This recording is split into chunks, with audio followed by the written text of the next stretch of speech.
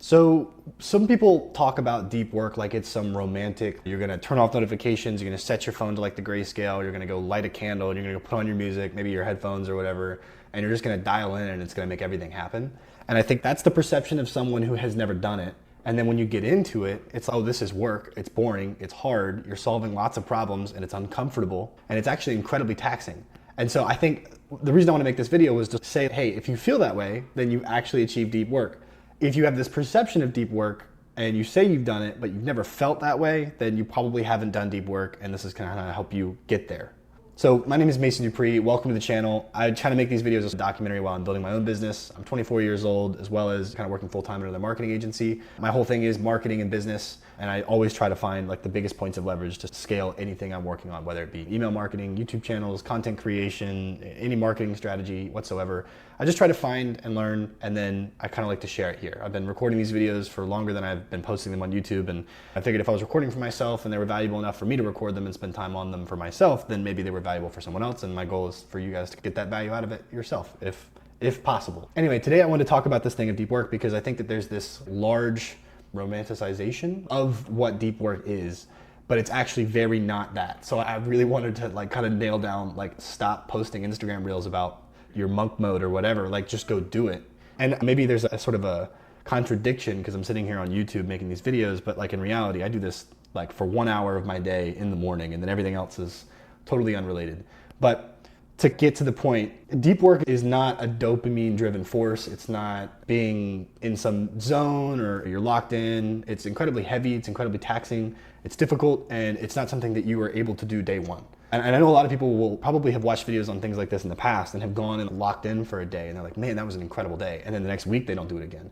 And so it's almost not even, people want to naturally bring up the point of have some constraint. Don't blow out on one day so you're burned out for the next. Have some constraint and balance. But what I'm really talking about is like working up to a level of deep work that could then really help you achieve a lot. And I've struggled with this personally. So I like making these videos about this topic because I have a lot of experience with it.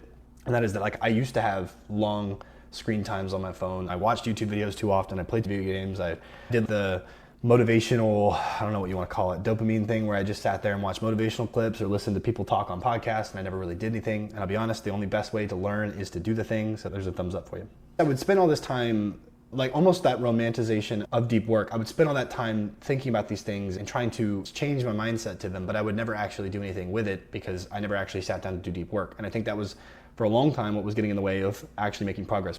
When I was in high school, I would actually work for long hours after school or during the weekend or whatever on these things, but I fully underestimated the amount of work that it actually takes to build a really successful, scalable business.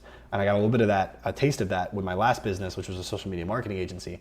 And when you're on YouTube and you're like, oh, I can do this business model, and you're trying to put it together, you usually do it from the point of putting in the least amount of effort, which is usually not the way to win. And so I had to spend some time figuring out how to work deeply. And the number one thing that actually caused me to do that was Deep Work by Carl Newport. So this is one of my favorite books, and I recommend it to anyone who wants to build something in their lives because it actually really helps define what you're trying to obtain, which is a pure, maybe 4 hours of deep work. In this book, he says that the best people who are the most practiced and have developed the skill of work usually only can get about 4 hours of deep work a day, which is actually usually shockingly low to most people. And I think that's because if you really think back to your day, like if you showed up to work for 8 hours, how many of those hours were focused on critical tasks where you were dialed in and alone and not you're isolated and focused on that thing to solve that problem? Like how many of those hours did you get today? And you're probably gonna realize that it's maybe an hour and 25, maybe not even near 4 hours of deep focus. And that there's so many different things that come with that. There's email, there's meetings, there's all kinds of other distractions like social media and text messages and all this other that. It's hard. And so the number one way to start with deep work focus is to remove the distractions. And that's the one that everyone really talks about, is let's remove distractions. So that's deleting all the apps on your phone. That's turning it to grayscale. That's shutting yourself in a dark room. That's just focusing on what's on the screen, turning off notifications, reducing the amount that you use email, reducing the amount of meetings that you have. Like those are actionable steps you can do to remove the noise. But then what is it like to actually sit in deep work? And for that, I think a lot of people, until they've done it, don't know what it feels like, and it's very uncomfortable. And so you're gonna immediately, especially if you just started to focus on this, want to go back to those distractions. And I've sat there so many times where I'm working on something, and let's say I have a problem half solved, made it to a checkpoint, and I can foresee the difficulty in the next half of the thing, And I immediately just turn to my phone to start scrolling because I just need some relief from the thought that I'm gonna have to go through this. And that is the weakness that you were trying to build muscle against and what you're trying to get rid of. And so I kind of want to talk about a little bit of that and really what I do to help focus. And it's not the removing things, because those are the obvious things. I'm talking about even starting is a big thing. So like for me, once you spend 4 hours a day really focused, it becomes incredibly taxing. It's incredibly hard on your brain and you get a headache and you feel like you've done enough. Like, why can't I just rest now? Okay, I worked really hard yesterday. I can probably take a day off today. That's not how it's supposed to work. And again, it's that balance. Like, you always want to have this bias towards trying to get very effective work hours in. And sometimes the perception of how much pain will come in the next work session will actually prevent you from working on it. And that's procrastination, textbook, right? And what you find about procrastination is the best way to solve it is to just start. Now, how do we make just starting easier? You boil down the tasks that you think are the most important and do just those. And you do those, this is what I have to get done today at the bare minimum. And these are the most important tasks. These are the ones that move your business forward. These are the ones that help solve your problems. They're the most critical actions that you can take in that day. Those are the ones that you start with. And you start with the first one. And I'll be honest, after 15 minutes, you're in it. Like, there's that flow state that they talk about. And it's not really a flow state. It's just more like you're just not distracted and you're continuously going through solving problems. And that's not comfortable. I keep saying that over and over again because I don't want people to think it's just easy because you sat down and don't have any distractions. Then there's the solving the problems part and forcing your brain to commit to critically thinking about whatever it is that's in front of you. And sometimes you'll finish a task, you've done it in an hour and you have 4 left and you're like, ugh. But then you got to figure out another one. Like, you got to keep going. And the most rewarding days, the best days I've had, are the ones where I do feel taxed like that. That's the most rewarding feeling, is when you sat down and you really worked on something hard. Maybe you've set a new milestone, achieved a new sort of benchmark, checkpoint, and you can sit back and say, I did my quota today.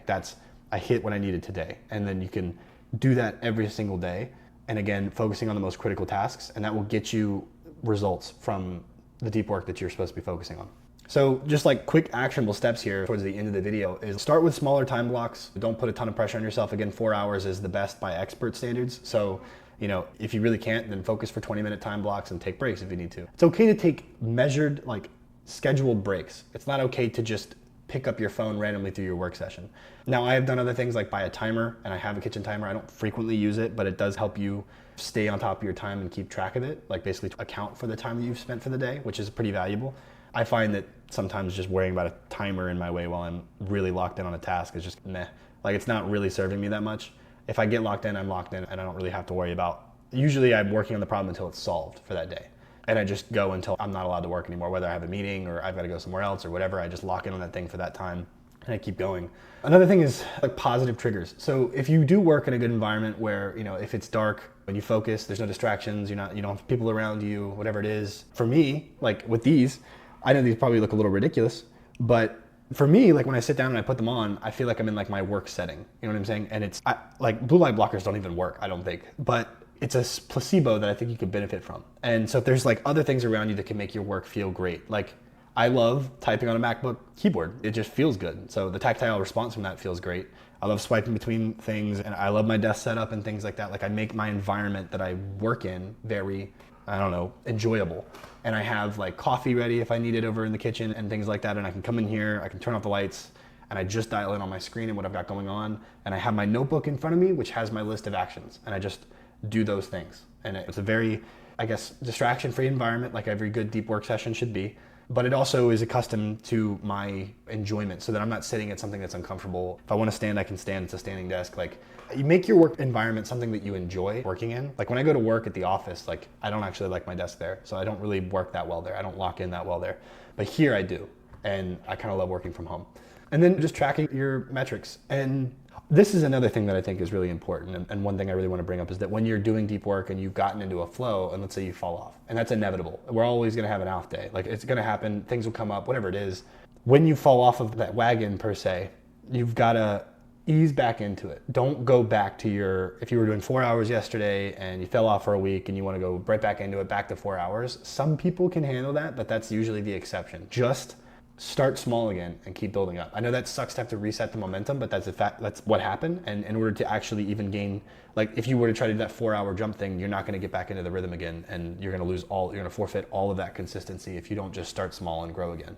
So that's something too, is if you fall off, micro, get back into it and keep building up the skill again.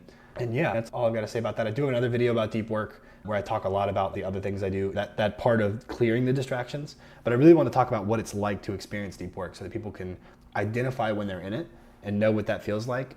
Because again, like so many people jump into it and then they don't feel that monk mode. It's like, why isn't this coming to me? And it's because it's not supposed to, it's hard. So I wanted to make this video just, I guess, talk about how work is hard at the end of the day. Who would have thought, right? But it's important because I think a lot of people don't push themselves when they sit down and work. And what else do you have to do but to get better and to learn in anything you do? So if you're at a job you don't like, there's still an opportunity to learn, figure that out. And for me, I'm fortunate enough to get to work on the things that I do and do want to learn. I work very hard at those things because they benefit me and I retain that information.